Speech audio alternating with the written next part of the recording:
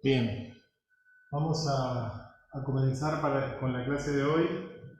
Les estaba comentando a los compañeros que están acá presentes que nos están quedando unas 4 clases de teórico, más o menos, que es esta que voy a dar hoy, que es de arquitecturas, de las arquitecturas que vienen después de Kepler. Vamos a aumentar 3 arquitecturas y algunas cosas de programación que se han incluido en esas últimas GPUs. Después vamos a tener una clase que está centrada como en el tema de librerías, bibliotecas. Vamos a hablar de algunas librerías o bibliotecas de uso medio común y algunas ideas que andan ahí en la vuelta, que algunas no terminan de funcionar todavía, pero que es hacia donde parecen ir algunas de las cosas. Después vamos a tener una clase que está centrada un poco en GPUs y su aplicación a la resolución de problemas de álgebra lineal, álgebra lineal numérica, que es, bueno, yo les nombraba desde el principio que estaba el tema de BLAS y QBLAS y todo eso. Las operaciones, imagínense que las operaciones matriciales, ¿no? Por ejemplo, la multiplicación de matrices es una operación que le va muy bien a la GPU, que es bastante clásica y que hay un montón de solvers o paquetes de software que utilizan eso en su base. Entonces tener buenas implementaciones de ese tipo de operaciones en GPU es importante. Entonces es un terreno en el que se han generado muchas ideas que después han permeado a como a otras áreas de aplicación. En esos temas trabaja un poco Pablo y Ernesto, así que esa clase seguro la van a dar ellos. Y después vamos a tener una última clase de teórico, que es como una clase invitada, que la hicimos el año pasado, que es un docente del instituto, Santiago Castro, que trabaja en el PLN, el Grupo de Procesamiento del Lenguaje Natural, que está haciendo su doctorado en la Universidad de Michigan. Y bueno, en el PLE, en el procesamiento del lenguaje natural y ese tipo de cosas, se ha puesto mucho hincapié en los últimos años en la utilización de GPUs por el tema de las redes neuronales. Entonces nos parecía que estaba bueno, que era un caso de aplicación así como súper concreto y que está en auge y que vamos a ver en la clase de hoy que tuvo impactos sobre algunas cosas que las GPUs hoy en día hacen distintas. Lo vamos a ver en la clase de hoy. Bueno, como decía, esa última clase, por un tema ahí de calendario y eso, Santiago no va a poder darla nuevamente, entonces de eso le subimos el video el año pasado, las otras 3 son presenciales. Y el miércoles que viene se va a estar presentando la letra del práctico 4. Ese es el último práctico y después de eso vendría el laboratorio final y con eso terminan el curso, ¿no? La prueba escrita, como ya pasó en algunos años anteriores y eso últimamente no la estamos tomando, ¿no? O sea, el no es presencial. ¿Qué? Les confirmamos. En general la presentación creo que Ernesto la estaba haciendo remota, que es más fácil porque son más cortas y la idea es darles ahí como un gran delineamiento de la tarea para que puedan empezar a trabajar. Bien. Bueno, entonces,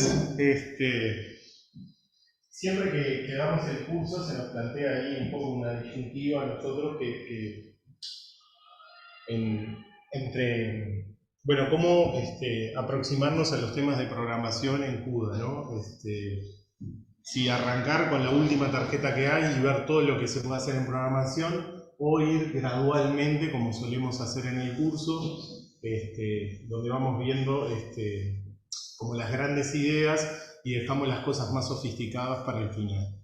en general nos seguimos inclinando por esa forma de trabajo, capaz que porque también nosotros hemos visto la evolución histórica, entonces los primeros conceptos están firmes hace 15 años y hay ideas que van surgiendo, aparecen, algunas funcionan más, otras menos, y por ahí esas cosas no se usan tanto o se dejan de usar o van cambiando, ¿no?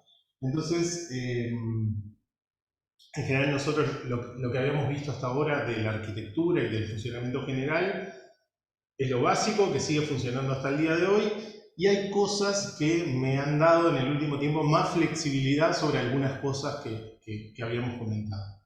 En particular vamos a ver hoy paralelismo dinámico y los warp shuffle, que ahora después voy a comentar bien qué es todo eso, y vamos a comentar ahí tres arquitecturas, Maxwell, Pascal y Volta.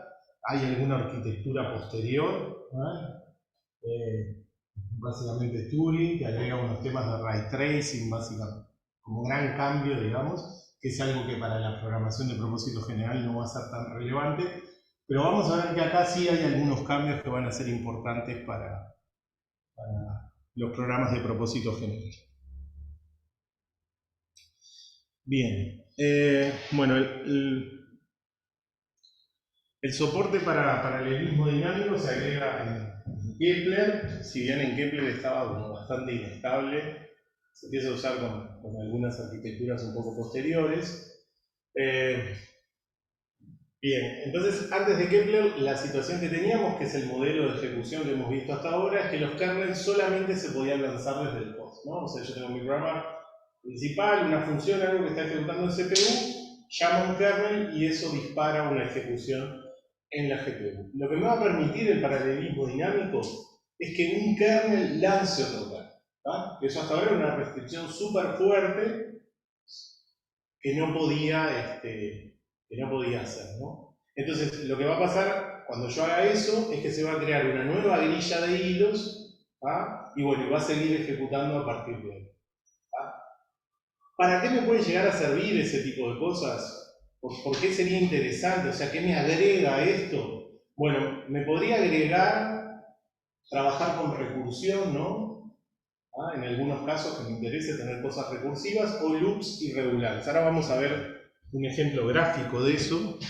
En general, en muchos casos, lo que se está haciendo es resolver modelos numéricos o cosas así, ¿no? Piensen que estos equipos, o sea, ¿no? GPUs hay en clúster de esos gigantes del gobierno de Estados Unidos, del gobierno chino y todo eso, y están resolviendo modelos numéricos que se ejecutan millones de veces, yo qué sé, para predecir si una tormenta va a pegar contra la costa de Florida en Estados Unidos, ¿no? Entonces tienen que hacer un montón de simulaciones y convencerse que el huracán ese, en vez de doblar para este lado, va a doblar más arriba y no va a pegar en la costa.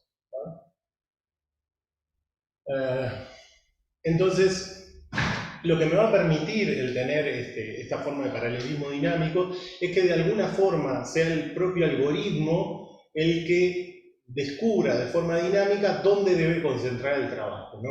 O sea, si yo tengo un problema, no sé, eso, supongamos que es un fluido o algo, parece como, si no puede ser como un humo, así, que tengo que hacer unos cálculos asociados a eso, bueno, yo podría tener una grilla así, de este tipo, que intenta resolver, no sé, los contornos, algo que yo precise calcular para ese problema.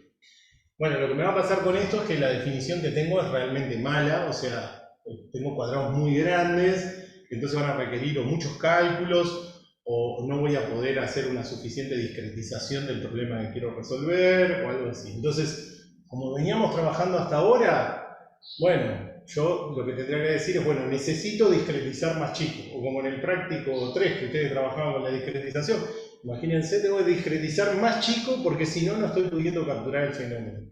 El problema que tendría es que esa discretización lo que va a hacer es que me va a generar una carga gigante, pero en la mayoría de lugares voy a estar haciendo cálculos que no sirven para nada, ¿no? Y que yo ya sé a priori que no sirven para nada.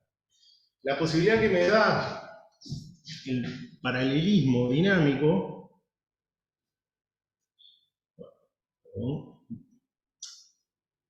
las posibilidades que me da el paralelismo dinámico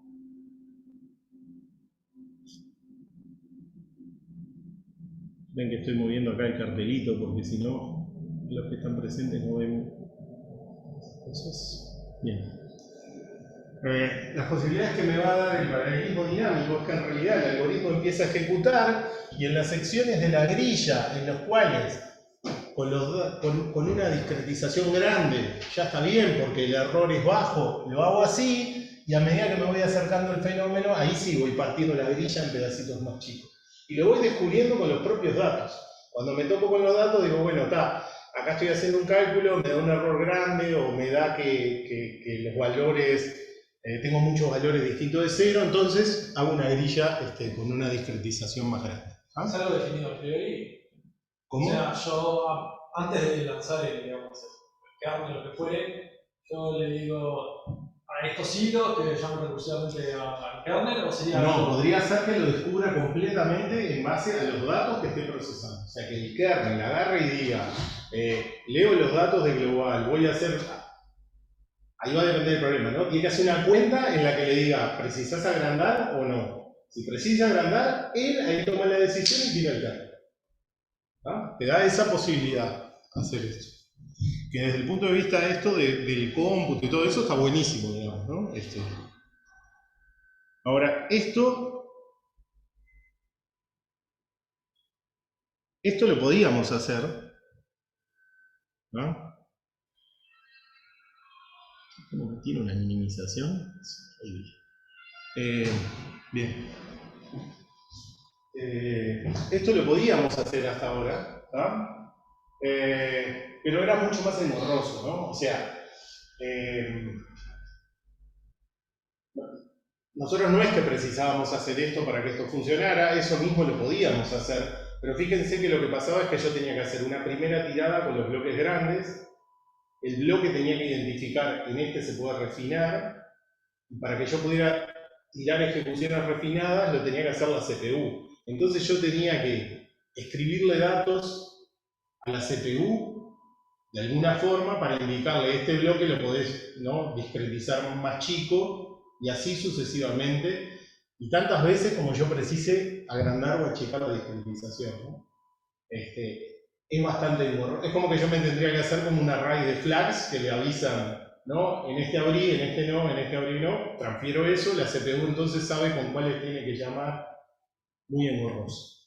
La ventaja que tengo ahora es que cada uno toma la decisión, ¿no? Aquel tomó la decisión, abrió en 5, después estos otros, hay uno que se abre en 2, uno que llama a otro, algunos que no llaman, y cuando todo termina, tengo el resultado final.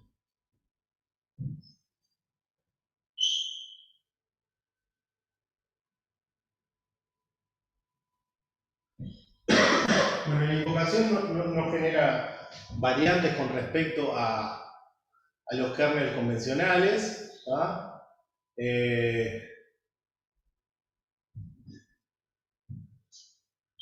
Tengo el main allá y tengo 3 kernels que estoy lanzando, A, B y C, y después un CUDA device synchronize. Acá están A, B y C, que es lo que llama, y después devuelvo el resultado a la CPU. Y dentro del kernel B, pone allá hacer algo, no sé qué, y después llama a los kernels X y Z. Entonces lo que va a pasar, el efecto que va a tener eso, es el que uno esperaría, que es la base de todo el funcionamiento de las funciones, ¿no? Que nos permiten hacer que las cosas funcionen de forma recursiva, y eso en un lenguaje genérico, que es que si yo en el medio de eso estoy llamando a X, hasta que no termine X, no puede hacer otra cosa. ¿Tá?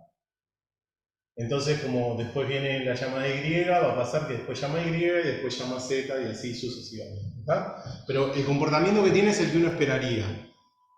Cuando yo llamo a otro kernel, hasta que eso no termine, no puedo como proseguir. Bien.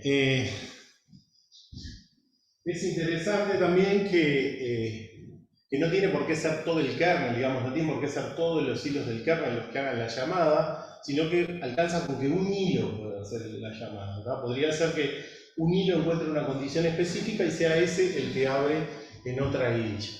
Bueno, y el tiempo de vida de esas grillas es lo que uno a priori esperaría, ¿no? O sea, cuando vengo ejecutando hay un cierto hilo que llama, se abre otra grilla, esto tiene sus propios hilos, procesan y después devuelve el control a la grilla padre y después termina en la grilla, que lo habíamos visto también con el otro diagrama.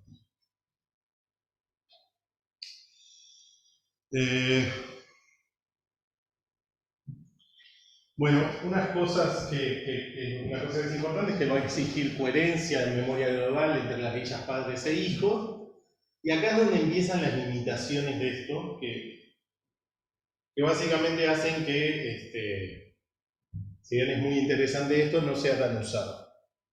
No se va a poder compartir la memoria local, incluidos los registros entre padres e hijos, ¿ah?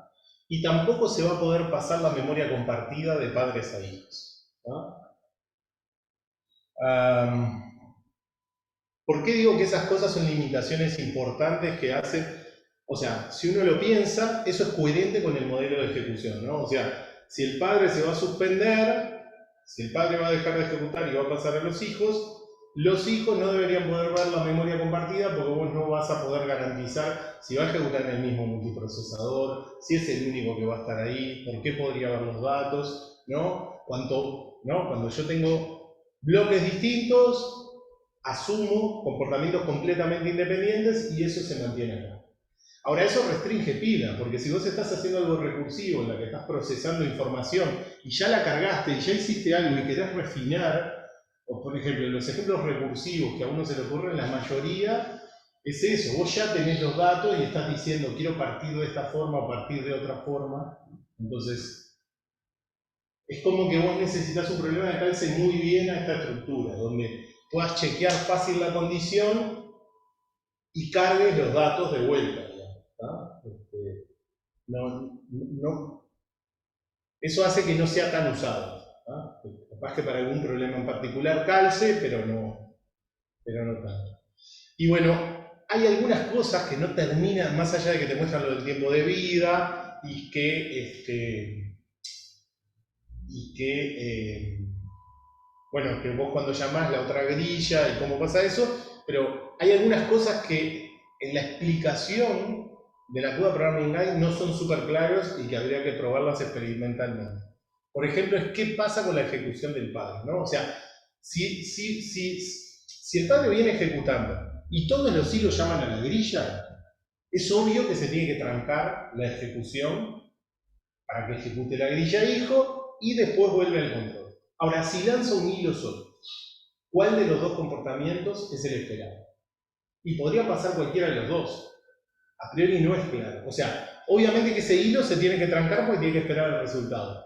Ahora, ese hilo está divergiendo de los otros, entonces en realidad podrían ejecutar las cosas en paralelo. No, eso no está del todo. No lo he chequeado en la última CUDA Programming Guide, pero no es súper claro cómo se secuencia eso al nivel de Java. Entonces, bueno, la consecuencia de todo eso es que el paralelismo dinámico no es muy usado en la práctica, pero podría servir para algunas aplicaciones específicas. Eso es cuando no está claro si cuando un hilo de una grilla lanza otra grilla, claro, toda la grilla padre se frena. Claro, o sea, está claro que ese hilo sí se tiene que frenar por cómo funciona. El asunto es cómo hace el hardware sequencer para elegir la próxima instrucción. Claro. Solo toma la grilla hijo y hasta que no termine la grilla hijo no vuelve a procesar instrucciones del padre, o los hilos que divergieron con ese que llama. O sea, si solo un hilo está llamando, pues vos tenés un if que chequeó una condición y uno llamó y otro está por el else. Entonces, ¿qué hace? ¿Sigue ejecutando los que no entraron? Eso, digamos, no lo he chequeado en la última, digamos, también porque es como les decía, este es un tema que, si bien cuando empezaron a pensar en esto y empezaron a verse las primeras presentaciones de NVIDIA, sonaba como súper interesante, cuando empezás a ver las limitaciones prácticas que tiene, me parece que no va a funcionar. Entonces, por ejemplo, de esto es muy difícil, yo no he visto casi ejemplos de aplicación del mundo real o en artículos científicos, en cosas. Al final vos mirás y son las charlas de NVIDIA y las presentaciones de sus libros, pero nadie parece usarlo. También capaz que es verdad que eso te agrega un montón de complejidad, ¿no? Porque donde esto se te empieza a abrir mucho, vos tenés que después resincronizar todos los procesos, o sea, se empieza a complicar rápidamente también, ¿no? Y si no está claro lo que vas a ganar, me parece que la gente no se complica la vida. Bueno, los warp shuffle. Esto también es otra novedad ahí de Kepler. Como siempre, a veces algunas de estas ideas salen para una arquitectura, pero empiezan a funcionar bien a veces en la siguiente. Es más, en la primera a veces están las cosas un poquito más atadas con alambre y eso, y donde te salgas un poquito de cómo está pensado así originalmente para usarlo, tienen fallas, ¿no? Pero hoy en día funciona bárbaro, es algo que se usa bastante. Incluso en algún año los hicimos en el laboratorio o en alguna cosa, usar Warp Shuffle. Ahora todavía no tenemos la letra del laboratorio, así que no sabemos. Capaz que esto lo pueden llegar a usar, porque aparte están las tarjetas que están en el clúster, tienen Warp Shuffle. Bueno, ¿por qué surge esta necesidad? Bueno, en muchos casos de programas en CUDA se necesita comunicar valores entre los hilos de un bloque, ¿no? ¿Qué hacíamos para eso? Usábamos la shared memory hasta ahora, ¿no? Un ejemplo típico son las reducciones. Bueno, la shared ya lo dije. Desde la arquitectura Kepler, los hilos de un warp pueden leer los datos de los registros de otros hilos del warp. O sea, un hilo de un warp puede ver los valores que tienen los registros de otro hilo del warp. Eso, hasta ese momento, no se podía. Para eso van a existir estas instrucciones shuffle.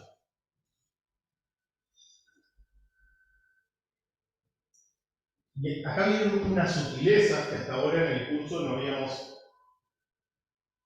habíamos ahondado mucho, ¿no?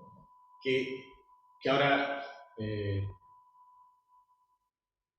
las voy a explicar primero y después voy a explicar cuál era la sutileza que no veníamos teniendo en cuenta, y después explico esto. Hasta ahora, nosotros, ¿no? Si bien no lo hicimos explícito en nuestros códigos, pero yo creo que se los comenté cuando hablamos de la reducción, la mejor opción para una reducción es hardcodear, ¿no? Si uno pudiera hacer los loop and roll a mano, eso sería lo mejor, ¿no? Entonces decís, bueno, tenés 1024, primero proceso 1024, después 512, 256, 128, 64, 32.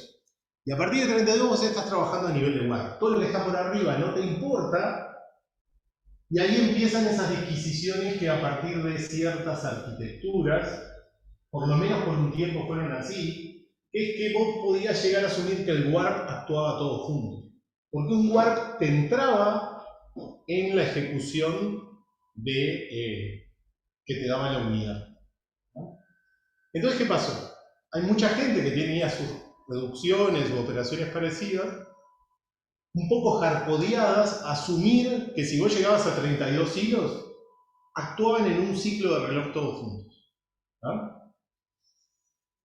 Entonces, ¿qué te pasa con eso? Cuando vos tenés los 32 primeros en la suma, no, pero cuando tenés 16, si vos asumís que todos actúan juntos, podés empezar a hacer cosas inseguras, digamos.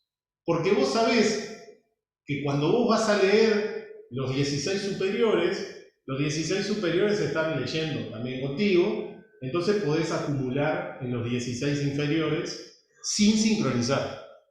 Te evitas una sincronización. Lo mismo para 8, para 4, para 2. Te evitas todas esas sincronizaciones porque vos asumís, y si querés ser más seguro, lo haces a nivel de half-warp, ¿ah? Pero vos asumís todas esas cosas y te evitas sincronizaciones. Eso se hace, digamos, se hacía ahora. Entonces acá lo que dice es que las operaciones shuffle son más rápidas que usar shared memory en forma segura. Es decir, incluyendo las sincronizaciones. O sea, si yo voy a usar shared y voy a hacer las cosas prolijas, o sea, leo, sincronizo y después, o sea, leo, actualizo y después sincronizo, y sincronizo siempre, ¿verdad? Las operaciones shuffle son más rápidas. ¿Por qué? Porque solamente va a involucrar una operación. Mientras que Shareth yo voy a estar haciendo las tres cosas: escritura, sincronizar y lectura, y aparte los registros ya de por sí son más rápidos, un poquito más rápidos que la Shareth. Y lo otro que se garantizaba, por lo menos en lo primero cuando salió, yo creo que hoy en día esto está claro que se cumple, es que las operaciones Shuffle no van a ser más lentas que usar Shareth de forma insegura. O sea, si vos hicieras en un paso como hace Shuffle, usando la Shareth Memory de forma insegura, ellos te garantizan que eso no puede ser más lento. Por eso dice ahí, es decir, asumiendo que hay operaciones que se dan al mismo tiempo y omitiendo la sincronización. Eso tiene que ver con lo que explicaba ahora. Shuffle no va a requerir las sincronizaciones porque en este caso sí está implícito que el warp ejecuta todo en el mismo ciclo. Aunque vamos a ver, si bien no vamos a comentar más detalles, que esto después lo volvieron a hacer, ¿no?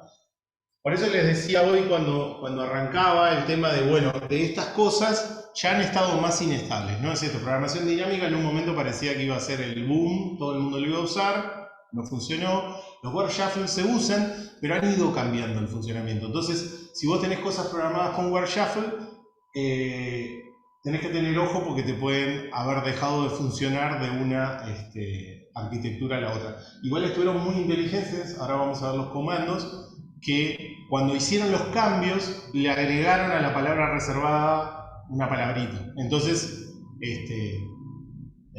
la verdad que no he probado cosas escritas a la vieja usanza, pero supongo que te deben haber dejado compilar, por ejemplo. Entonces te das cuenta enseguida, porque si no lo que te empieza a pasar, cuando hicieron estos cambios para poner los warp schedule, yo tenía unas reducciones programadas donde asumía esto de la sincronización en el hardware, y lo que me empezó a pasar es que me dejaron de funcionar. O sea, me daba mal el resultado y yo no entendía qué pasaba. ¿Ah? Un código que venía funcionando en todas las arquitecturas, lo probás en una nueva y pasó a darte mal. Que eso es como lo peor que te puede pasar. O sea, ellos tienen que asegurarte toda la compatibilidad que puedan hacia atrás, pero si van a hacer un cambio, se te tiene que romper y avisarte, porque si no, vos asumís que eso funciona y dejó de funcionar. Y vino todo el tema del shuffle, que siempre decimos que es a nivel de warp. O sea, si vos estás trabajando con un warp, obviamente funciona. Yo tengo dos warps, o sea, puedo ir manejando shuffles, digamos. Claro, cada uno puede estar trabajando sobre lo suyo. Sí, sí. Sí, en general cuando vas a hacer una reducción o algo, vas a hacer algo de eso. Entonces, bueno, operaciones shuffle, como siempre, después de que hay un tipo de operaciones como las atómicas o eso, en general lo que hacen es crear un abanico amplio de operaciones. En general terminás usando una o dos, que son las más comunes, que son las que te interesan a vos.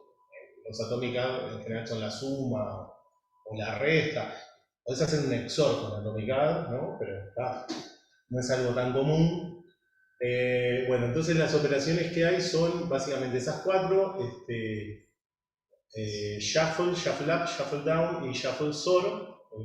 Esto capaz que se ha agregado alguna más en el último tiempo, ¿no? Pero bueno, eso se puede ver en la CUDA Programming Guide, pero las ideas son exactamente las mismas. Entonces, bueno, todas, si se fijan, tienen por defecto un parámetro ahí, que es 32, y que tiene que ser una potencia entre 2 y 32. ¿tá? Eso lo que va a permitir es subdividir el warp en subsecciones. Ahora vamos a ver un ejemplo. Bueno, cada subsección se va a considerar por separado y el intercambio solamente va a poder ser posible entre hilos de la misma subsección. ¿tá? Es como que yo puedo achicar más del warp. Pues fíjense esto, piensen siempre en la reducción. Yo arranco con 32, no, arranco con más, pero llego a 32 y después quiero 16, 8. Entonces, de alguna forma con esto yo lo que le voy a indicar es qué hilos trabajen y cuáles no, digamos. ¿no? Bueno, el nombre lines, que aparecía ahí en las operaciones, se podría traducir como carriles, por ejemplo, y se usa para referirse a los hilos del warp. ¿ah? Entonces van a tener como índice entre 0 y warp size menos 1, ¿tá? Que hasta ahora sigue siendo 32, así que los índices son solo entre 0 y 32. Entonces tengo la primera de las operaciones, que es shuffle solamente, que lo que va a hacer es devolver el valor de la variable var, ¿tá? O sea, fíjense que como están en registros, todos los hilos tienen una variable con ese nombre. Entonces, lo que le pido es que me devuelva el valor de la variable var, que está almacenado por el hilo cuyo carril es el que yo le pase en source line, ¿tá? Esta operación sirve para hacer una especie de broadcast de valores dentro de un warp. O sea, yo le estoy diciendo al hilo 8 del warp que me dé el valor de la variable A. Entonces eso se devuelve, y como lo están viendo todos los hilos de ese warp, todos los hilos de este warp vimos el valor de la variable A del hilo 8. Lo que preguntabas vos hoy, si yo tengo más de un warp, lo que va a pasar es que cada warp va a ver el valor de la variable A del hilo 8 de su warp. ¿Ah? Si yo lo llamara, si lo pongo en genérico, digamos, no separo nada, cada warp va a hacer eso. Bueno, después está el XOR, que devuelve el valor de la variable var almacenado por el hilo cuyo carril se calcula. La verdad que no sé bien, estas tienen varias operaciones que funcionan así, de este estilo. Acá lo que va a pasar es que yo en vez de pasarle el número de lo que quiero, le paso una tira de unos y ceros, y lo que va a calcular es un XOR entre el carril que soy yo, expresado también como unos y ceros, con esa máscara. El que dé verdadero, digamos, es el que va a devolver el valor. ¿Tá? En principio no me queda claro, pero podría ser que más de uno de verdadero, no. No te va a dar. Claro, no, te va a dar uno solo. Te va a dar uno solo. Bueno, pero esa, como digo, esa es más esotérica, yo creo que no lo usé nunca.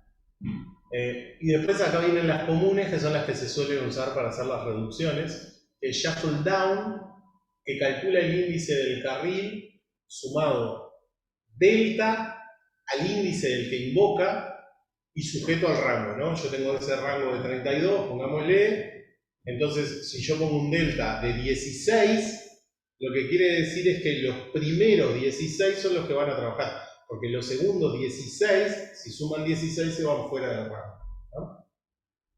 Ahí lo vamos a ver con un ejemplo. Acá el nombre, ese down, lo que quiere decir es que los valores se están moviendo hacia abajo, ¿no? Por eso es down.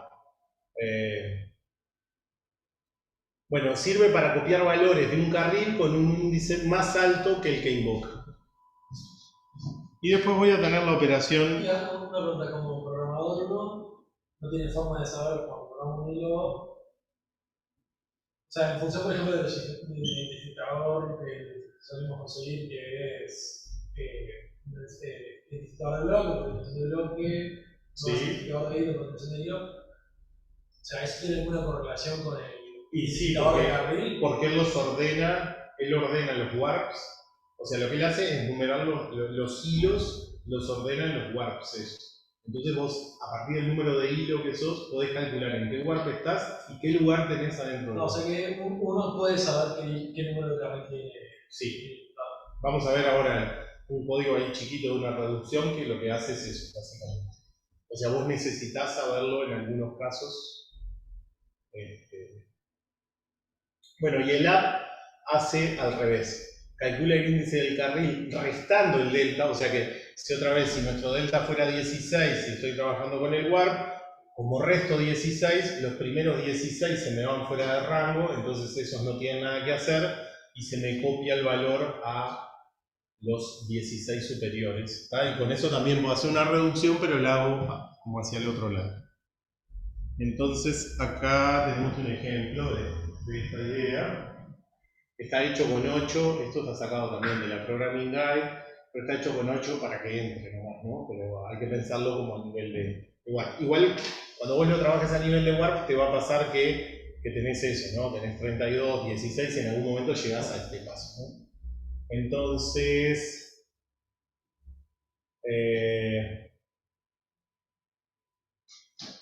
bien, acá lo que le estamos diciendo es shuffle down B4, o sea que va a sumar 4 a la posición en la que vos estés. Entonces los 4 más bajos son los que trabajan con los 4 de arriba, donde se copia el valor. Ahora, que se copie no quiere decir que vos lo copies al lugar donde lo estás guardando, ¿no? Fíjense acá en el código, lo que hago es digo, mi variable val es val más lo que me traiga del shuffle down. O sea, yo quiero hacer una reducción, no quiero sobreescribir el valor que tengo, ¿no? O sea, pero yo puedo leerle el valor a los 4 que están más arriba. Entonces, con eso hago la reducción. O sea, yo tengo mis 8, los 4 de más abajo le leen el valor a los 4 de más arriba, entonces actualizan su valor y ahora tengo que partir. Los 2 de más abajo le leen el valor a los 2 de más arriba y actualizan y vuelvo a partir y en el último hago de 1. ¿No? Fíjense que como se asume que todo está sincronizado, a pesar de que está pintado solamente eso, en realidad están pasando otras cosas acá, pero que no me importa. ¿Ah? Que esto es lo que yo les decía, que cuando no sincronizaba a nivel de hardware es lo que estaba haciendo con la shared memory. Lo que pasa es que ahí lo hacías implícito, vos asumías que las cosas funcionaban así y lo hacías. Pero acá en realidad cuando yo pongo el shuffle down 2, no es que estos 2 solamente actualizan con aquellos. Estos otros, los 4 siguientes, también van a poder actualizar porque cumplen esa regla. O sea, le sumás 2 y hay otro con índice. Lo que pasa es que lo que vas a hacer es sobreescribir ese valor, no te importa lo que quede ahí, porque vos querés la reducción. ¿Ah? Puede pasar que para otro problema, como vimos el otro día, el scan o alguna cosa así, si haces esto, perdés toda la información y la destruís y no te sirve. Y tenés que pensarlo de otra forma de hacerlo. ¿Ah? Pero esto para la reducción sirve. Y eso, fíjense que las flechas que están pintadas no son solo los intercambios que están pasando, hay otros, pero que para vos no te importan, porque para vos a partir de que acumulaste en esos 4, lo que pase acá es basura. Bien, entonces lo que se hace es, bueno, en este caso, esta es como la reducción a nivel de un warp, ¿no? Este es el código de la reducción de un warp. Miren qué chiquita que queda y qué así como prolija, elegante que es. Yo tengo un warp, tengo 32 hilos, entonces lo que tengo que hacer es tomar 16, por eso es warp size dividido 2, con lo que arranca. Mientras que los offsets sean mayor que 0, lo que hace es dividir entre 2, ¿no? Entonces la primera hace de 16 y acumula en los primeros 16. Después, como va a dividir entre 2, va a ser de 8 y otra vez acumula en los primeros 8 así, y acumula en el primero y devuelve el valor de la primera. ¿Va?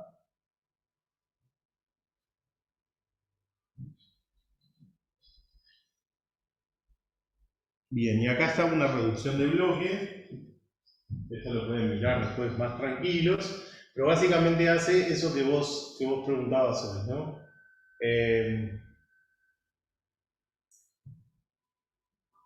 Acá, cuando hace line y WID, lo que está haciendo está hecho con el caso unidimensional, que es el más sencillo para fijar la idea y que es el típico en una reducción, ¿no? O sea, en una reducción no generás índices en general ni bidimensionales ni tridimensionales, porque vos lo que tenés es un conjunto de valores que querés sumar o hacerle algo.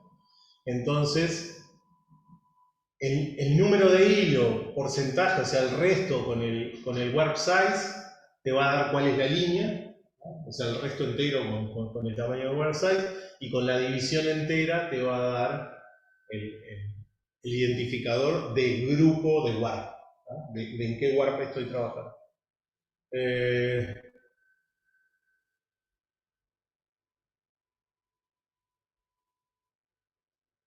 Bien, entonces lo que hace básicamente el código este es crear una memoria chiquita de shared como para llegar al último bloque.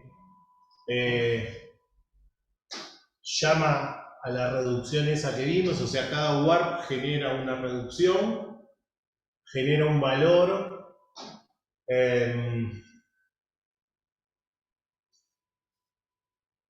Acá hay un tema de que cada warp pueda escribir los valores, ¿tá? O sea, vos tenías varios warps, cada uno tiene una suma parcial, entonces lo que hace es se fija, si soy la línea 0, o sea,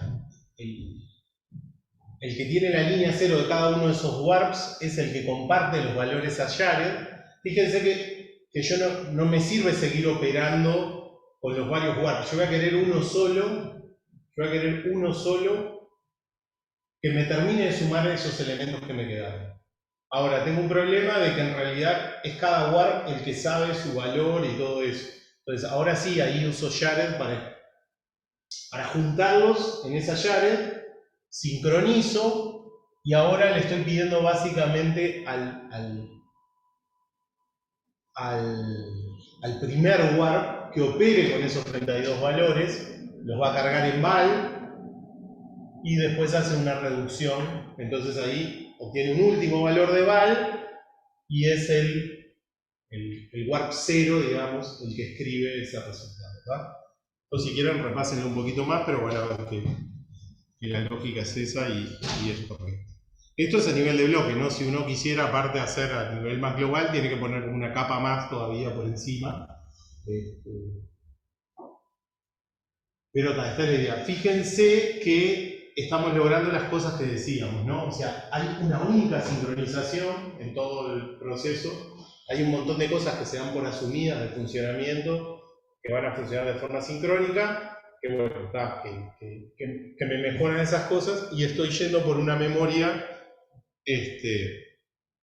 varias cosas. Estoy yendo por una memoria que es más rápida, y no estoy usando mucha Jared al cohete, digamos, ¿no? Que en nuestros esquemas de algoritmos uno tendería a poner todos los valores de los que quiere hacer la reducción en Jared. Entonces eso puede hacer que un kernel a veces tengas muchos kernels que compiten por el multiprocesador, perdón, muchos bloques que compiten por el multiprocesador y no pueden ejecutar muchos concurrentemente, ¿no? Porque estás usando mucha Jared.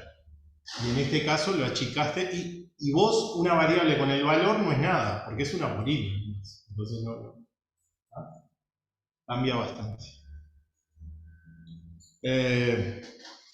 Bueno, entonces ventajas son más rápidas que trabajar con shared memory, van a reducir la cantidad de shared memory, o sea que en realidad voy a poder usar más, ¿no? Fíjense que esto siempre va a ser un balance, o sea, nosotros lo hemos planteado en varias clases y es una estrategia que se usa mucho, o sea, usar la shared como una especie de caché para no pagar el costo a global. Ahora, si yo hago siempre eso, lo que me termina pasando es que cuando necesito hacer shared para que coordinen algo los algoritmos, no tengo lugar para hacer eso, ¿no?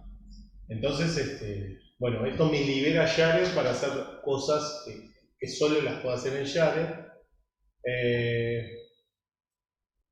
Y otra cosa que es importante, que esto es muy fluctuante de las arquitecturas, es que a veces la cantidad de cores aumenta más que la cantidad de Jared disponibles. O sea que en realidad yo tengo una mejor relación de registro que de Jared.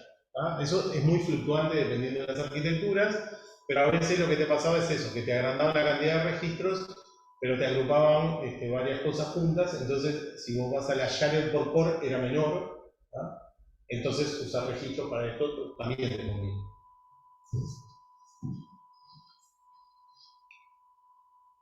¿Se entendió más o menos hasta acá? Esto es algo sumamente útil, se usa, y voy a comentar al final un cambiecito ahí que tiene. Como siempre, la recomendación para cualquiera que quiera usar este tipo de cosas es consulten la Total Programming Guide, que ahí es donde está tal cual la última versión, ¿no? de funcionamiento. Y siempre hay que tratar de atender en qué arquitectura estoy trabajando y mirar detallecitos de la especificación de eso, ¿no? Porque hay cosas que han cambiado un poquito. En general tratan de ser muy coherentes con lo que hicieron antes, pero en algunos casos hay cambios. Bueno, nosotros nos habíamos quedado más o menos en Kepler y vamos a agregar tipo 3 arquitecturas más. Después de esto, como decía, está Turing y hay una nueva ahora reciente que ya ni me acuerdo cuál es el nombre, pero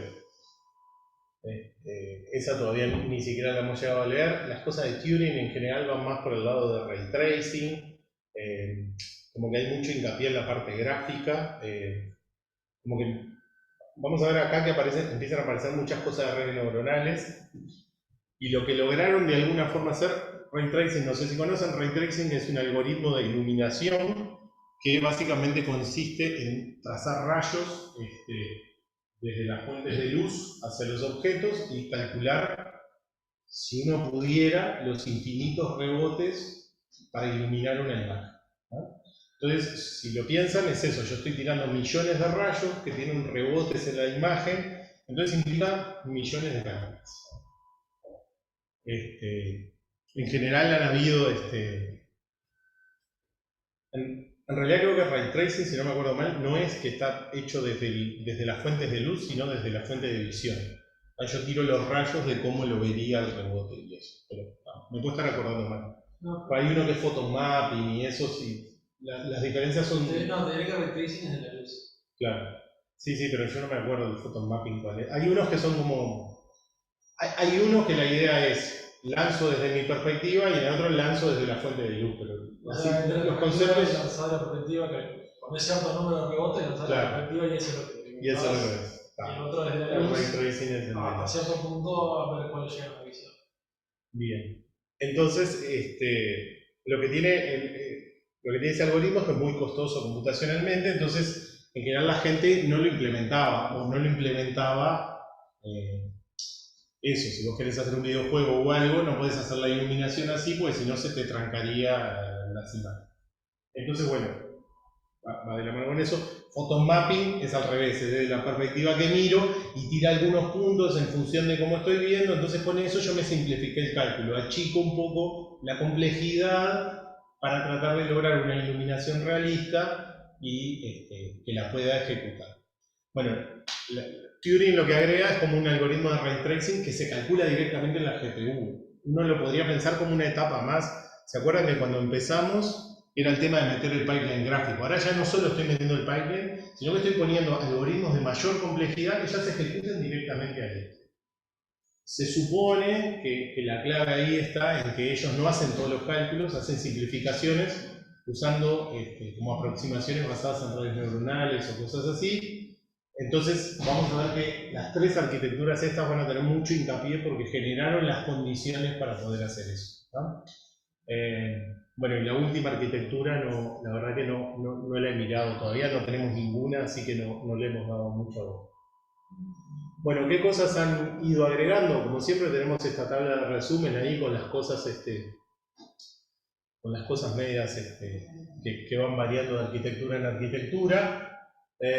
Bueno, el número de transistores, si se fijan, a lo primero estaba ahí como bastante estable, o sea, estamos hablando de mejoras capaz de un 50% o de un poquito menos, y de repente ahí en Volta ya vamos a ver por qué es que se produce ese salto así tan gigante que se multiplica por 3. Bueno, la cantidad de CUDA cores venía creciendo lentamente, en Volta también hay un salto gigante. Fíjense el tema del reloj, que lo hemos hablado varias veces, ¿no? Se bajó el reloj para mejorar el consumo energético, y acá en el medio está Pascal, que tiene un reloj que salta a 1600 y después se vuelve para atrás. Esas cosas, la verdad es que no hay una explicación así, o sea, no es que vos lees la arquitectura y te queda claro por qué pasa eso. Lo que a uno le da la impresión es que ellos son fabricantes de hardware, sale el modelo nuevo de tarjeta y no anda bien, les tocan el reloj lo más que pueden y que soporte el fierro, porque no pueden sacar una tarjeta que funcione más lenta que la de AMD. Porque si sale una generación de tarjetas que es más lenta, lo que les va a pasar es que no les van a comprar ninguna. Entonces, está bueno porque ya nos pasó en otro gráfico de esto, de que ellos vienen diciendo, el reloj no hay que apurarlo mucho, no sé cuánto, y de repente te aparece un número por allá arriba, y eso, digamos, estás adivinando, ¿no? Pero da toda la pinta de que es un problema en la arquitectura que no lograba el desempeño que ellos esperaban, y bueno, tuvieron que aumentarlo el reloj para lograrlo. Bueno, el consumo energético más o menos venía estable ahí en el orden de 190, 180 y ya esta vuelta se va un poquito. Los gigaflops, fíjense que de Maxwell a Pascal hay un salto importante y acá ya otra vez estamos en el 50%. Pero fíjense que lo que estamos diciendo, fíjense los años, ¿no? 2014, 2016, 2017. Acá estamos hablando de arquitectura completa. Pero vos estás logrando en una generación a la siguiente, que es un año y medio, un 50% de mejora en performance. La PC no lo va a lograr nunca. ¿Ah? O sea, porque tendrías ¿no? La cantidad de cores, yo qué sé, capaz que tenés hoy en día equipos de 8, pero siguen siendo poco comunes para cómputo, para escritorio, ¿no? Un servidor sí tenés de más, pero vos te armás tu PC en tu casa, le pones una tarjeta de y ganaste el 50% de capacidad de cómputo. O sea, es realmente una diferencia importante con el PC. Bueno, también el gigaflop por watt, perdón, venía acá mejorando y ahí se estabiliza, y el ancho de banda que venía creciendo despacito, y acá tenemos un salto grande que también vamos a explicar un poco por qué se produjo eso, aunque no, vamos a ver que es un poco, puede ser un poco mentiroso. Vamos a dejar esto por acá. Bien, entonces acá estamos en Maxwell, que es sobre fines de 2014, esa es la quinta generación. Otra vez acá el foco seguía estando, ¿no? Acuérdense, Kepler, el foco fue la energía, Maxwell sigue un poco por esa línea, o sea, lo que se busca es reducir el consumo, aumentando la performance, y ese valor es prácticamente el doble que en la arquitectura. Lo aclaro de vuelta, creo que lo aclaré en la clase pasada. Nosotros en general cuando les presentamos acá la arquitectura, mostramos el dibujo y hablamos de las características, hablamos de la arquitectura completa.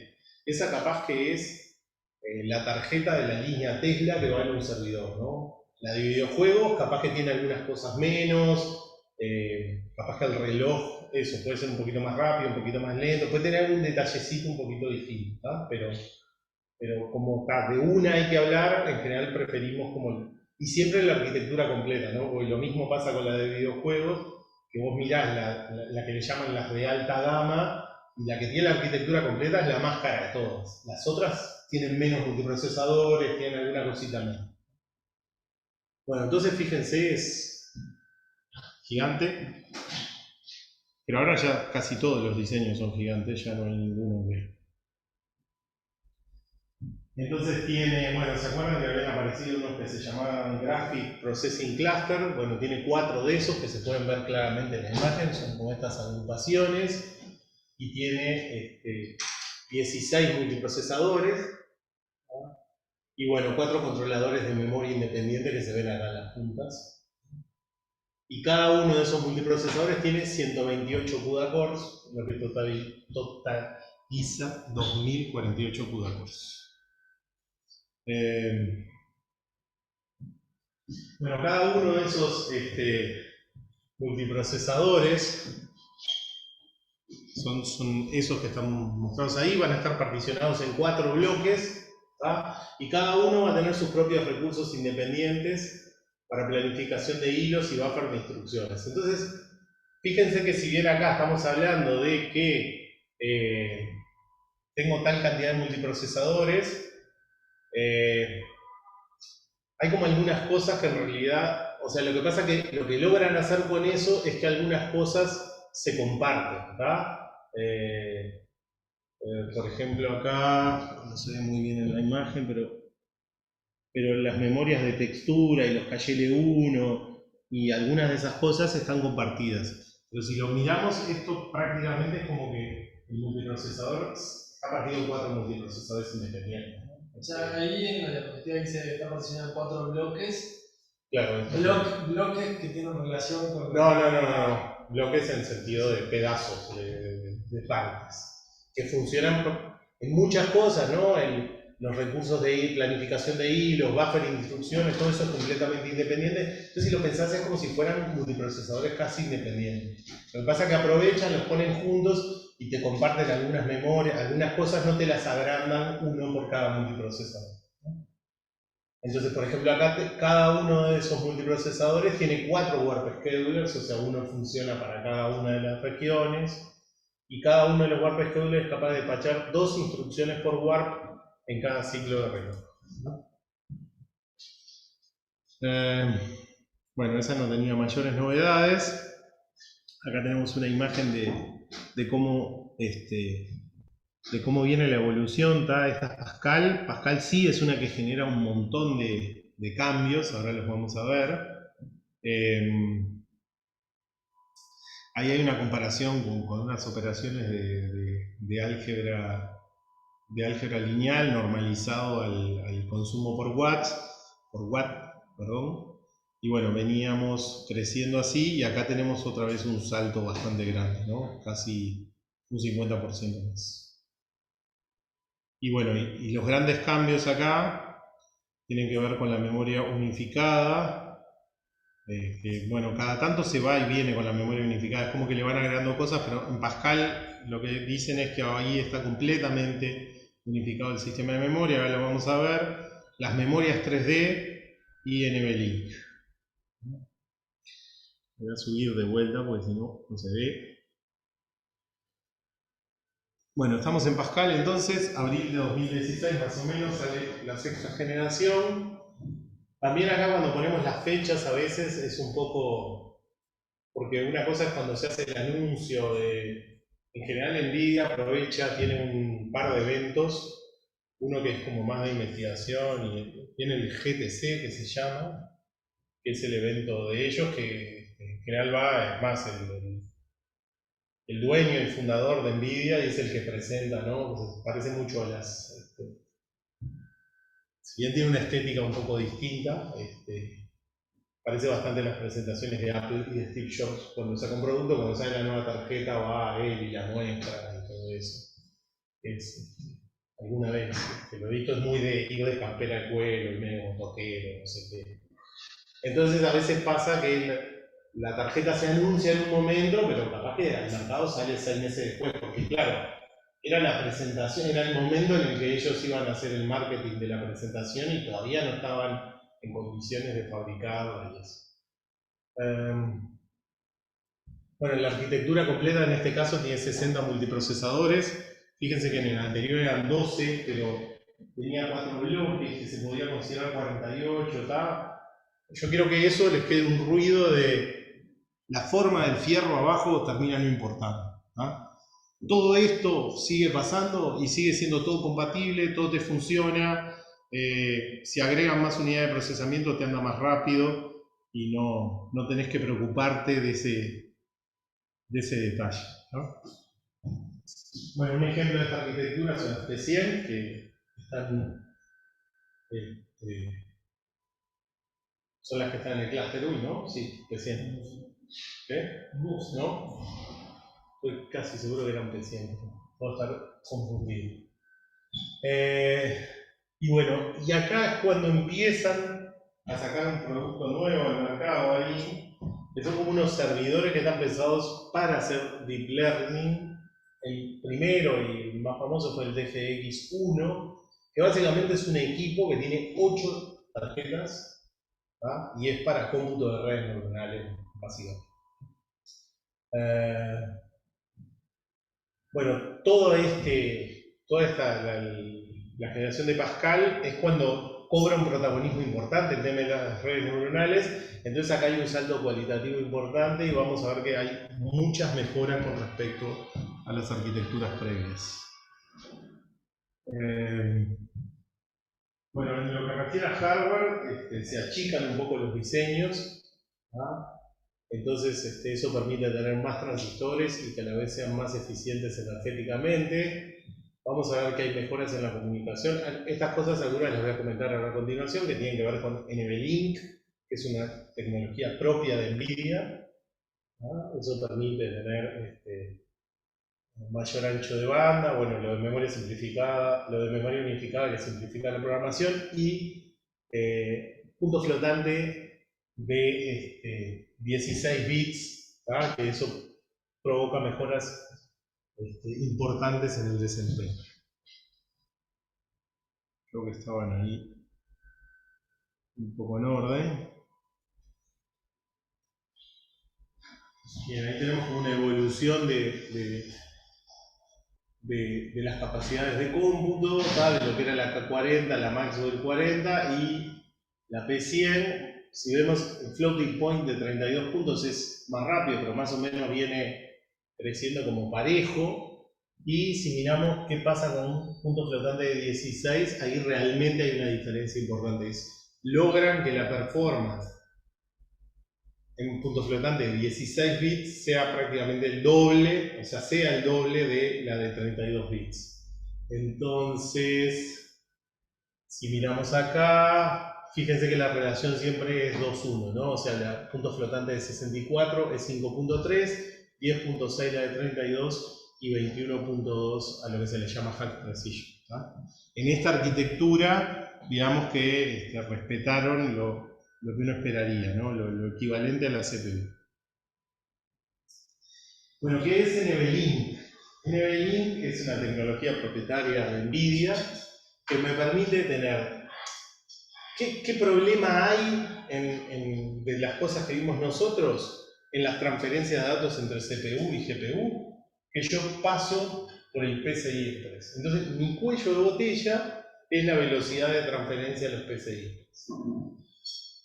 Si vos tenés una tarjeta instalada en tu casa o en una PC común, y bueno, en general vas a pagar ese costo, no tenés forma de zafar. Lo que ellos deben tener en cuenta es que para los servidores grandes, para alguien que está montando un clúster o una cosa así, no era una buena idea que tu cuello de botella fuera porque pases por el PCI Express, porque la tarjeta tenía la capacidad de comunicar datos más rápido. Entonces, inventaron su propia tecnología que te permite hacer transferencias entre GPU y GPU hasta a 160 GB por segundo. O sea, es como que vos tenés las tarjetas que están conectadas al equipo y tienen unas conexiones entre ellas que transfieren a través de eso los datos, no van por el PCI Express. Y después se asociaron con algunos fabricantes de hardware para tener algunos equipos donde se utiliza la propia tecnología NVLink para hacer la transmisión entre CPU y GPU. Pero esos son equipos específicos, digamos, no es que cualquier equipo se puede llevar a esa forma, ¿no? Por ejemplo, un ejemplo que en algún momento estuvimos viendo acá, la posibilidad de comprar o de lograr que IBM donara algún equipo, que nunca lo logramos, eran los IBM Power 8. ¿tá? Los IBM Power 8, vos podías comprarlos con GPUs y usaban la tecnología NVLink para comunicar a la CPU con la GPU. Eso te aumenta mucho el ancho de banda y te cambia los problemas, ¿no? Porque ahora, capaz que el ancho de banda entre CPU y GPU deja de ser tu problema fundamental, pasa a ser otro, ¿tá? Pero bueno.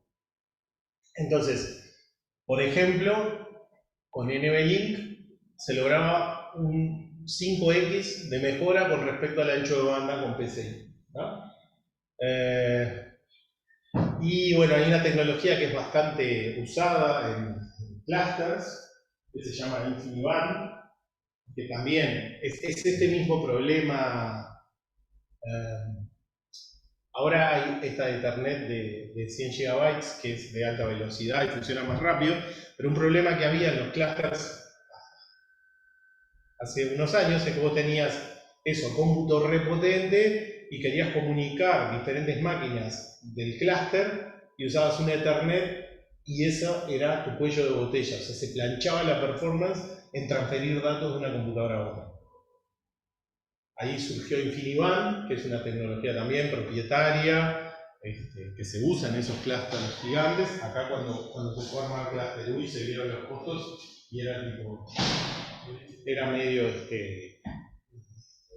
era bastante caro, digamos, para ponerlo. Y tampoco el tipo de aplicaciones que se usa acá, el tipo de cosas que se tienen en los clústeres a ejecutar en general, no es ese el problema central que tienen de comunicar entre varias PCs, digamos. Entonces se consideró que no valía la pena.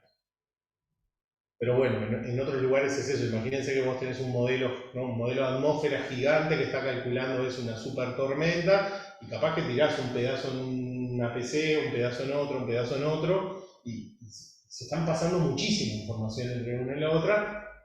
La Ethernet te mataba eso. Ahora hay opciones de Ethernet más rápida, igual InfiniBand ya tiene cosas más rápidas todavía, ¿no?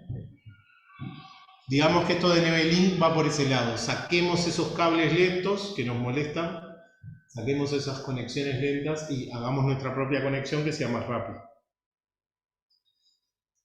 Hablé ahí de las memorias 3D, que por ahí eso es una novedad, igual las CPUs están en vías de incorporarlas, que es una tecnología que se le llama como Stacked RAM, ¿no?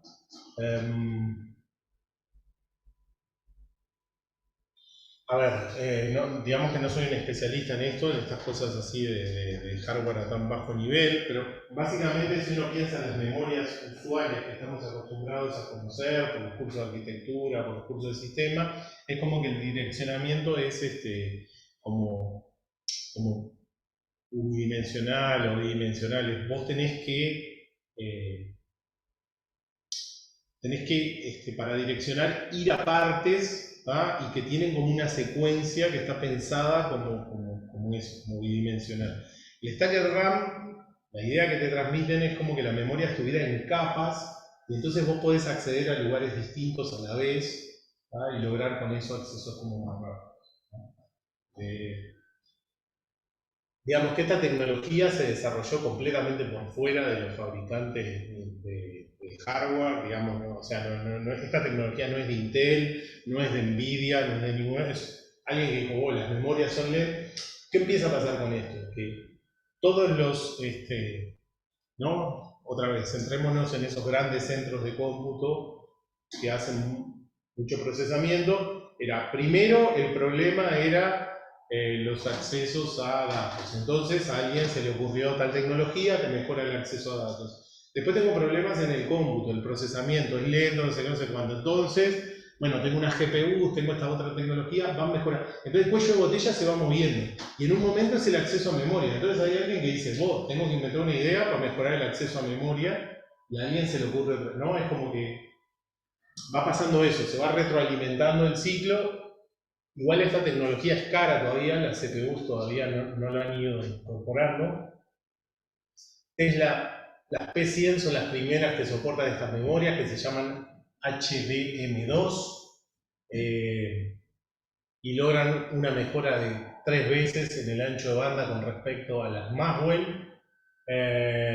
Y bueno, dice que eso también tiene aspectos en la mejora del diseño del hardware, por este tema de que es como en 3D, digamos, ¿no? Las memorias uno las tiene asociadas que es como una cosa así a lo largo, esto es como que es más como una cajita.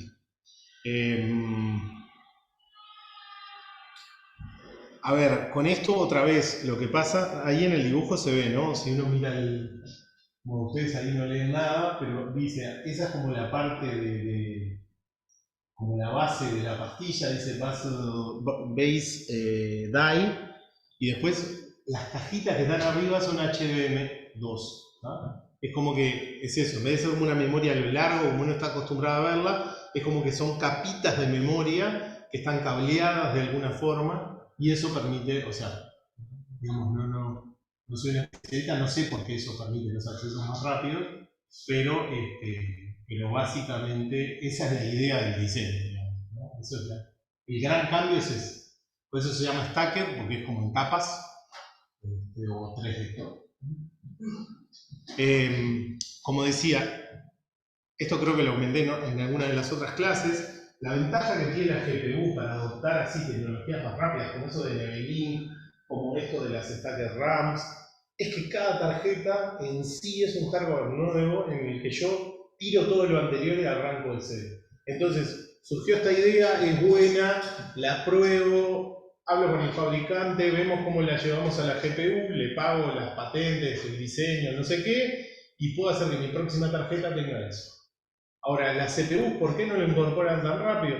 Y bueno, porque tenés que asegurar que todo sea compatible, que pueda funcionar con los PCI Express que hay, que esto, que lo otro, y eso genera más inconvenientes, ¿no?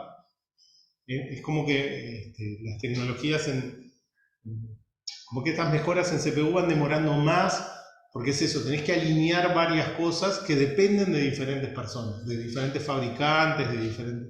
Acá, como todo lo haces vos, no te importa. Dicho esto, estas memorias están solamente en las de servidores, imagínense que las de videojuegos no tienen esto, ¿ah? Porque ni siquiera precisan esa velocidad de ancho de banda.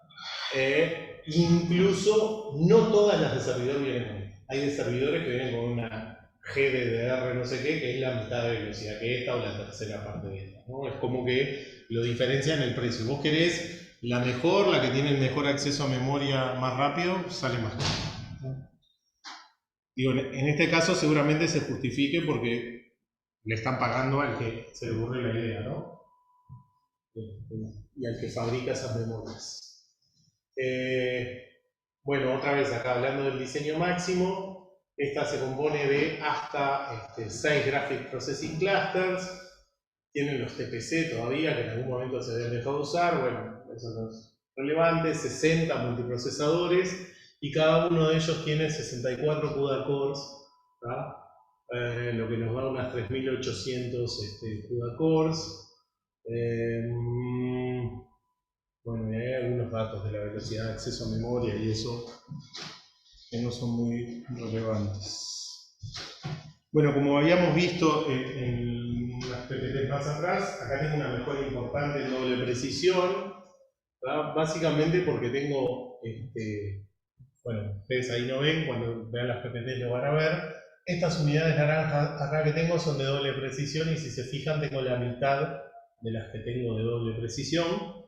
Y con eso logro, perdón, la mitad de las que tengo de simple precisión, así que con eso es con lo que logran de tener tan buen desempeño en doble precisión. Fíjese que con estas cosas otra vez se ha ido para adelante, se ha ido para atrás, se vuelve. Debe influir mucho acá el mercado de compra de tarjetas para esas grandes clusters. Que yo, por ejemplo, es algo que no tengo tan claro. Y a nosotros nos pasa, nosotros tenemos tarjetas que no están en Cluster 1, ¿no? Y tenemos de arquitecturas más nuevas. Pero como son tarjetas sueltas, no te importa.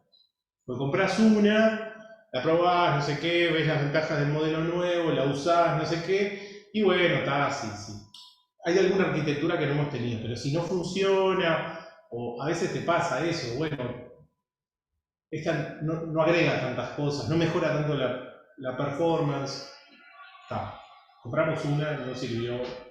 Ahora, eso que utilizan mucha infraestructura, ¿qué hace? En todas las generaciones de tarjetas, en algún punto sacan las tarjetas y compran nuevas, o lo hacen cada 2 generaciones. Porque hay unos costos que serían altísimos de hacerlo todas, y bueno, y hay que ver un poco. Entonces, si ustedes se fijan, hay en algunos modelos que de repente van a que la relación es 2:1, es súper potente, y después sale la siguiente y por ahí no están así. ¿Ah? Que esas cosas capaz que responden a cómo funciona ese mercado de servidores, ¿no? Porque en la arquitectura anterior a esta, la relación no era 2:1, y en la siguiente no es 2:1 tampoco, ¿no? Entonces, pasan otras cosas ahí que es difícil a veces entender por qué pasan, que deben tener que ver con el mercado de tarjetas, ¿no? Básicamente, más que con temas de diseño.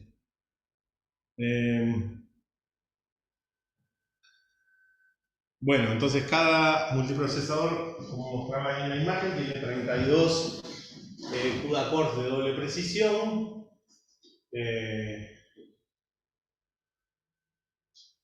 Bueno, y entonces el ratio pasa a ser 2:1 y en las Kepler era 3:1. Bueno, y acá se le da soporte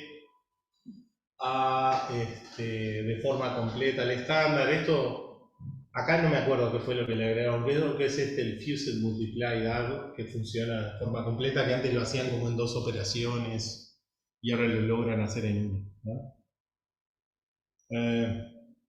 Bueno, y lo otro que es importante de estas arquitecturas y que ha sido como una constante desde ese momento es la inclusión de este punto flotante de 16 bits que les decía, a lo que se le suele llamar Hack Precision, ¿no?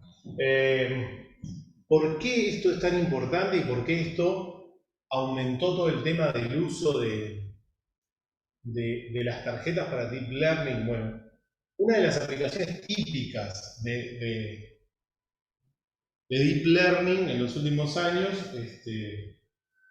creo que eso Santiago lo comenta en la clase, tiene que ver el procesamiento de imágenes, ¿no? Hay un set ahí que es bastante clásico no, hay un set como que es de clasificación de imágenes, debe decir que tiene tal imagen.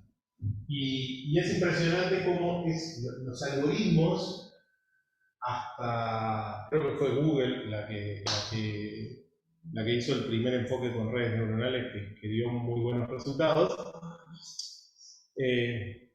Creo que es ImageNet, me parece que suena ImageNet. Ahora sí se ve. Entonces, incluso te pasa acá, me pasaba acá dialogando con los colegas del Instituto de Eléctrica, ¿no? El enfoque hasta un punto era que ellos generaban como el diseño del filtro. Ellos pensaban el algoritmo que te hacía, ¿no? Cuando vos tenías que hacer un procesamiento de imágenes, ellos diseñaban un filtro con algunas propiedades matemáticas, pero lo pensaban ellos, cómo esto opera. Entonces ese algoritmo hacía algo y clasificaba o hacía algo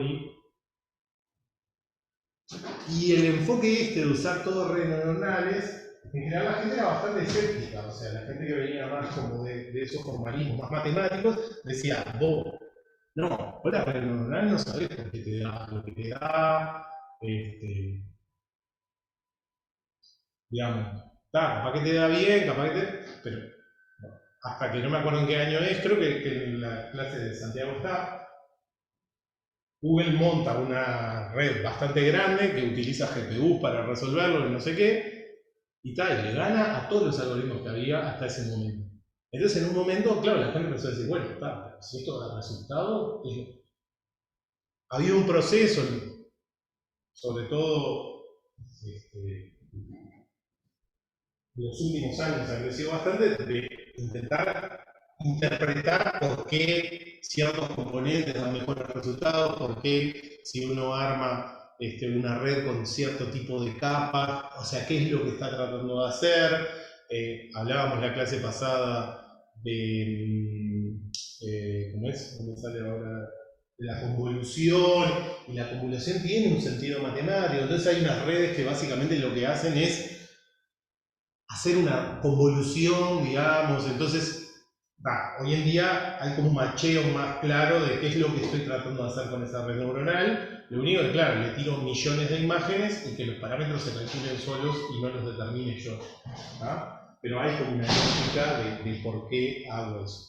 Pero en todos esos problemas, lo que pasa es que en realidad la doble precisión no me sirve para nada y incluso la simple precisión no me sirve para nada, porque en realidad, si ustedes terminan pensando una imagen en un píxel, acuérdense cómo arrancamos con los videojuegos. No tenían ni doble precisión, ni simple precisión, ni nada, porque para un píxel con valores entre 0 y 256, a lo primero me alcanzaba. Ponerle que hoy en día eso no te sirva, trabajes con valores un poco más grandes, pero no precisás toda esa precisión que no te aporta nada. Entonces, lo que empezaron a ver es que trabajando con menos precisión, los resultados eran exactamente los mismos. Y eso es como una característica particular de este tipo de aplicaciones para Deep Learning, ¿no? Todo esto que yo les hablaba, los modelos numéricos, un modelo de atmósfera, un modelo de esto, un modelo de lo otro, en general vos necesitas la precisión numérica porque si no el modelo no te converge. Lo que te va a pasar es que te va a dar un error, te va a empezar a acumular errores en las cuentas y se te va a ir a infinito, o te va a dar error, o te va a dar algo que no te sirve. Pero en este caso del problema, no necesito tanta precisión, me da buenos resultados y funciona. NVIDIA, como siempre, que yo les digo, no he venido a las clases de Pablo, pero siempre a decir que yo soy un vendedor de NVIDIA. En este curso siempre dice lo mismo. estuvo como muy atento otra vez al mercado y se dio cuenta de que iba para ese lado, y lo que dijo es: vos tenemos que ponerle algo a la tarjeta que le permita a esta gente hacer las cuentas más rápido. ¿Qué es eso? Unidad de procesamiento de High Precision. Bueno, obviamente que trabajar con High Precision te reduce el uso de la memoria, o sea, porque bajás a la mitad, o a 4 con respecto a doble precisión.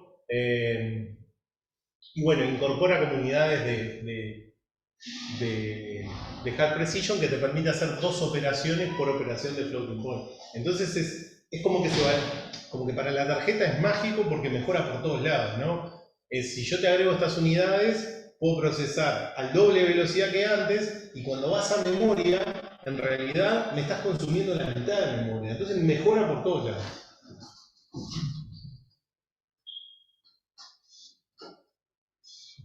Bien, ahí hay una especificación de lo que es la DGX1 esa, que era en Málaga, donde yo hice mi doctorado hace pocos años. Yo no lo llegué a usar ni siquiera el equipo.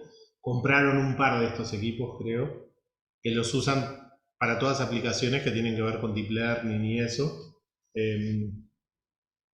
Que básicamente son 8 teclas, ¿ah?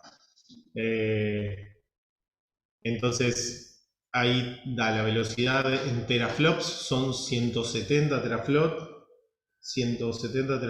en las GPUs en High Precision, más 3 teraflops más en precisión simple, que te agregan las CPUs. Bueno, después están las memorias, que tienen 16 GB por cada uno de los nodos de la GPU, o sea que en total son 128. No sé, 28.600 CUDA core. Bueno, no sé, ahí no hay nada demasiado más interesante. Bueno, consume 3.200 watts esta máquina. Fíjense que es un equipo bastante importante. Bien. Continuando con esta línea que empezó.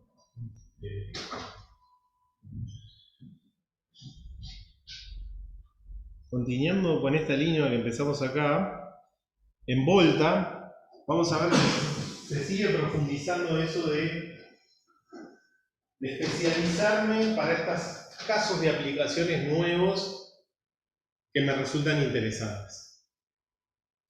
Y eso es... Yo creo que ya se los dije en otras clases, ¿no? Pero es como que van pasando los años y vos en un momento creés que entendés para dónde van los diseños, o creés que entendés, ¿no? Desde antes del 2010 que trabajo con GPUs. Vos creés que entendés para dónde van las cosas, y a los 3 años cambia y va para otro lado completamente distinto. ¿Se acuerdan cómo empezamos el curso? Compute Unified Architecture. O sea, tengo unidades de procesamiento distinto y lo que tengo que hacer es juntarlas para que entonces todo pueda ser genérico y todos puedan hacer igual, y ahora el diseño lo que hace es me separa completamente. Ahora vamos a ver, en esta arquitectura surgen los Tensor Cores, que vamos a ver para qué sirven. La Turing tiene los Ray Tracing Cores, o sea, ahora la tarjeta tiene 5 tipos de cómputo distintos dependiendo de para qué la uses. ¿Ah? Cuando empezaste unificando todo porque decías que eso era lo mejor que había. Y hoy en día, por la vía de los hechos, te diste cuenta, digamos, capaz que en aquel momento eso fue lo mejor, pero hoy en día lo mejor es especializar al hardware. ¿Ah? Nadie lo duda. Bueno, en el 2017, que se plantea esta arquitectura, fíjense ahora el salto que hay, ¿no? O sea, tenemos 7.8 en doble precisión, 15.7 en precisión simple y 125 teraflops, o sea, casi por 10, ¿no? En High Precision, ¿no? Si agarras la gráfica, queda ridícula la diferencia que hay.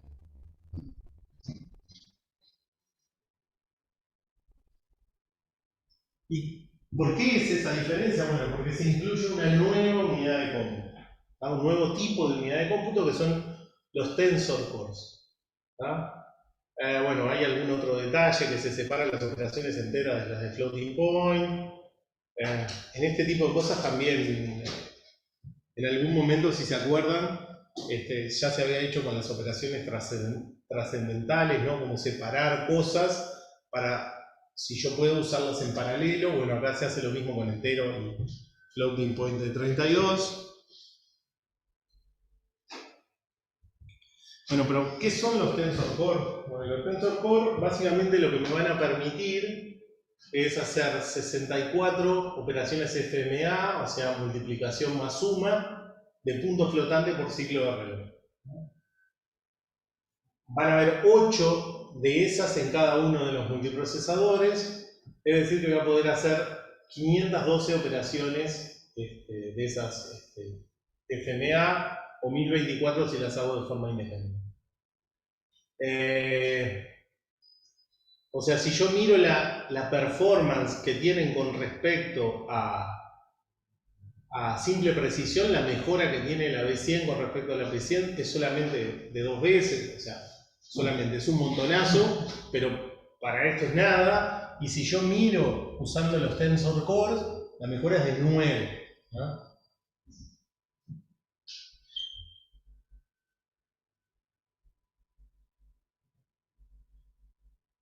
Creía que había una PPT más.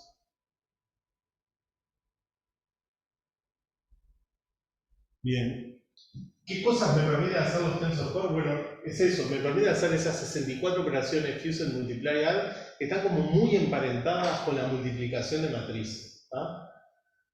Lo que tienen también acá es que trabajan como con trabajan como solo en Half Precision, ¿no? Es como que diseñaron una unidad que tiene la capacidad de hacer esa multiplicación entre matrices y te la devuelve, o sea, toma datos que ya están en Half Precision y los devuelve en Half Precision. Ni siquiera podés tirarle algo de precisión simple a esa unidad. ¿Ah? Solamente hace eso. ¿Y por qué? Bueno, porque en el cálculo de los modelos y de los entrenamientos de Deep Learning y de eso, aparecen muchas multiplicaciones de matrices. Entonces, esto es una cosa que va transversal con eso, es que a la misma vez que fueron haciendo esa mejora de hardware, generaron bibliotecas que terminan a bajo nivel ejecutando la GPU. O sea, hicieron las capas de, digamos, desde, ¿no? Hay diferentes frameworks que te permiten a vos como orquestar cómo va a ser tu red neuronal, qué vas a tirar, cómo, ¿no? Qué capas voy a poner, acá una convolución, acá esto, acá lo otro.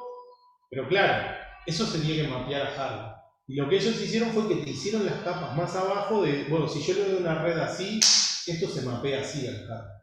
Y eso está bien hecho, de forma eficiente, entonces se usan bastante. ¿No?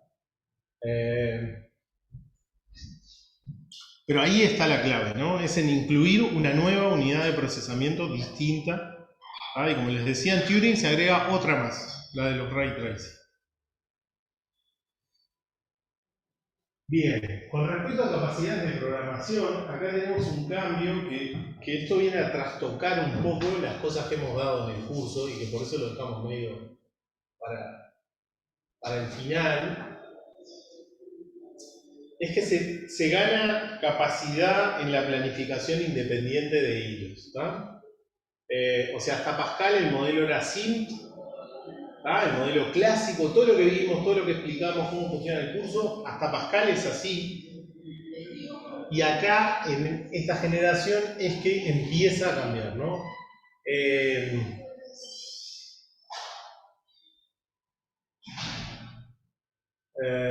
Bueno, cada hilo independiente va a mantener su estado de ejecución, incluyendo un program counter y el stack de llamadas. Entonces, eso me va a permitir tener como el schedule independiente de los 32 hilos. Yo hasta ahora lo que tenía era algo que esos warps se mantenían como en conjunto. ¿tá? Esos hilos del warp se mantenían como en conjunto.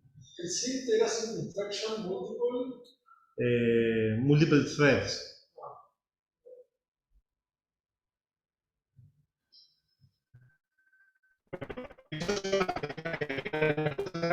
Con algunos diagramas, eso como afecta un poco la ejecución, algunas otras cosas más generales. Volta incluye un optimizador de la planificación que va a determinar cómo agrupar los hilos activos del mismo warp en las unidades SINT.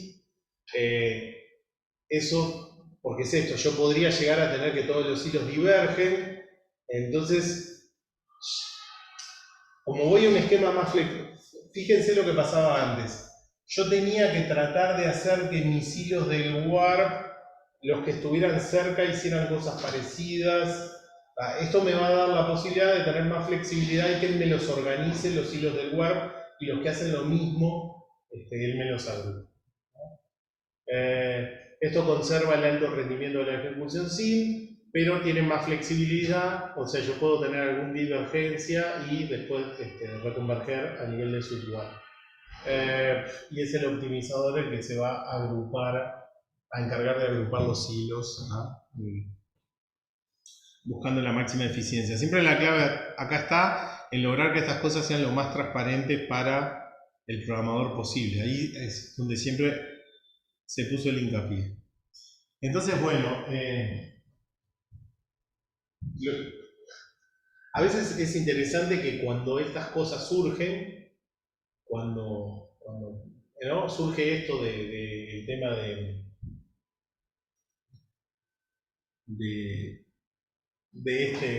como scheduling independiente de los hilos, explicaron más cosas de cómo funcionaban las GPUs antes que las que habían explicado hasta vos, ¿no? Entonces acá tenemos el esquema de cómo funciona un if-else hasta Pascal, de las GPUs antes. Esto no estaba en la Cuba Programming Guide hasta la Pascal, ¿no? Cuando pasaron a explicar esto dijeron, bueno, esto lo implementábamos así. ¿Cómo lo implementaban? Si vos tenías una divergencia, ellos implementaban completamente el primer carril. Se ejecutaba A y B primero. Cuando eso terminaba, ahí ponían a ejecutar los hilos que divergían en lo otro, que en realidad no estaba especificado. Podía ser que hiciera una instrucción de cada una, si se trancaban o no. Acá lo que parecería indicar es que antes, si vos ibas por A y te trancabas, esperabas. No ponías a ejecutarlo del otro lado. Y eso es lo que logran ahora. O sea, ahora él puede ejecutar uno de A y uno de X. A y X son las instrucciones, pero estoy diciendo uno del if y uno del else. Entonces después ejecuta B y Y y con eso logra achicar como los tiempos muertos, ¿no? Como que antes, lo que te da a entender un poco cuando uno lee la Cuba Programming Guide y la explicación del funcionamiento es que si empezabas por un if y te trancabas, no tenía otra cosa para ejecutar porque no manejaba los dos carriles a la vez. Él tenía uno, cuando lo terminaba pasaba al otro, ¿no? Ahora, como maneja el scheduling independiente de los hilos, él tiene esa capacidad de hacerlo, ¿no? Y intercalar las ejecuciones.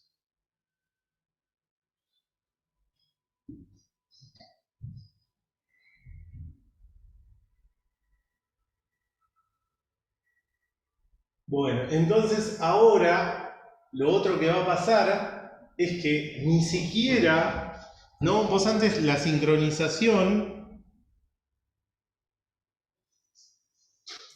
la sincronización antes era explícita también. Esto no lo dije en la otra se va a ver más claro, que cuando vos terminabas el den y terminabas el else, convergían automáticamente, o sea que él sincronizaba ahí. Él esperaba, si había unos hilos que ya habían terminado, si había terminado uno de los carriles, el otro esperaba para seguir, ¿no? Esto que está pintado en gris que dice reconvergencia y siguen todos juntos. Ahora, él va a poder hacer que unos hilos sigan ejecutando y no esperen a los otros. Habría que ver en qué caso una cosa te sirve, porque vos acá estás teniendo divergencia, estás perdiendo capacidad de cómputo, ¿no? Estás perdiendo las ventajas de SINT, pero te da más flexibilidad, ¿no? Acuérdense que en algunos casos creo que de la reducción, algunos decíamos, bueno, estos hilos ya no trabajan más, porque no terminan su cómputo y los saco de acá, de que los estoy sincronizando con todo cuando ya no tiene sentido. Bueno, para algún caso así podría llegarme a ser. Entonces, si yo quiero sincronizar, voy a tener que hacerlo explícitamente, con una operación nueva que va a ser sync warp, que le va a decir sincronizar warp. ¿no? Y ahí lo que va a hacer es que hasta que no termine de ejecutar, ¿no? O sea, como me dividí en dos, lo que entró por el if ya había ejecutado Z, pasa a ejecutar el que entró por el else, y se encuentran con la barrera, hasta que no convergen todos los hilos de warp, no puede seguir desde ahí. ¿Ah? Bueno, como decía, esto me va a hacer cambios en el warp schedule, porque, como lo vimos anteriormente, el warp schedule asumía que el warp ejecuta todo junto. Cuando vas a este cambio, ganás en flexibilidad, pero te estás cambiando el funcionamiento que asumías. Fíjense que esto pasó casi de una generación a la siguiente, o sea, en realidad los warp, bueno, en realidad fueron más. Los warp schedules, perdón, los warp shuffle arrancaron en Kepler, y en esta generación, perdón, arrancaron en la posterior a Kepler, y en esta generación ya lo cambiaron de vuelta, ¿no?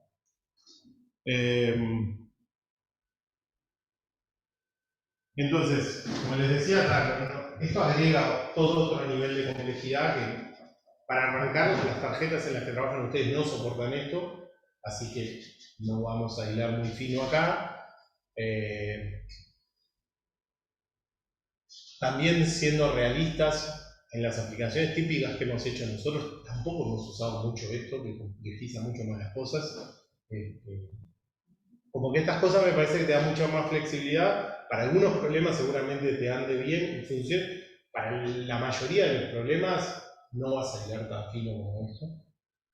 Entonces, bueno, eso me va a implicar cambios a partir de CUDA 9, y van a cambiar las primitivas de warp shuffle, perdón, y van a incluir un /sync para decir que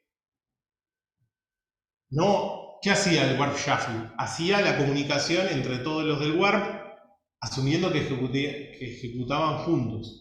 Entonces ahora la palabra reservada incluye el /sync, porque te está diciendo, cuando hagas esto, además sincronizo. Porque si vienen ejecutando en diferentes lugares, la única forma de poder hacer esa comunicación todos juntos es que nos sincronicemos.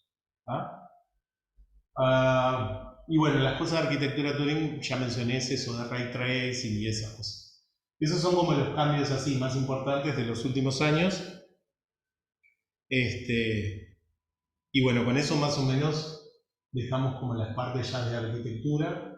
Como les decía, la idea de la próxima clase teórica es ver cosas así más de bibliotecas, librerías, y después dos clases más de aplicaciones, digamos. Esas son más, más amenas y menos pesadas. No sé si tenían alguna duda o algo, comentarios. Los que están remotos, ¿alguna duda?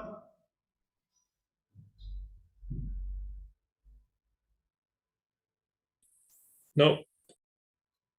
Bien. Bueno, entonces dejo de grabar, dejamos por ahí. Acuérdense que el miércoles se presenta el práctico 4. Aviso bien, avisamos bien, yo creo que va a ser virtual, como han sido en general las presentaciones de los prácticos, pero lo aviso, lo confirmamos, digamos. Y bien, eso. Quedan 3 clases de teórico, el práctico 4 y el laboratorio.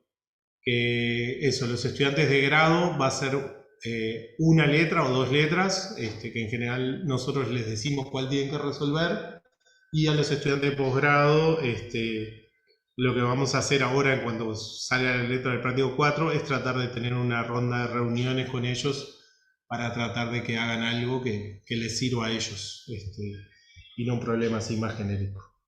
¿Ah? Si les parece bien, entonces dejamos por ahí, y el miércoles con Ernesto ven la presentación del práctico 4. Bueno, gracias. Hasta luego. Hasta luego. Gracias. Muchas gracias.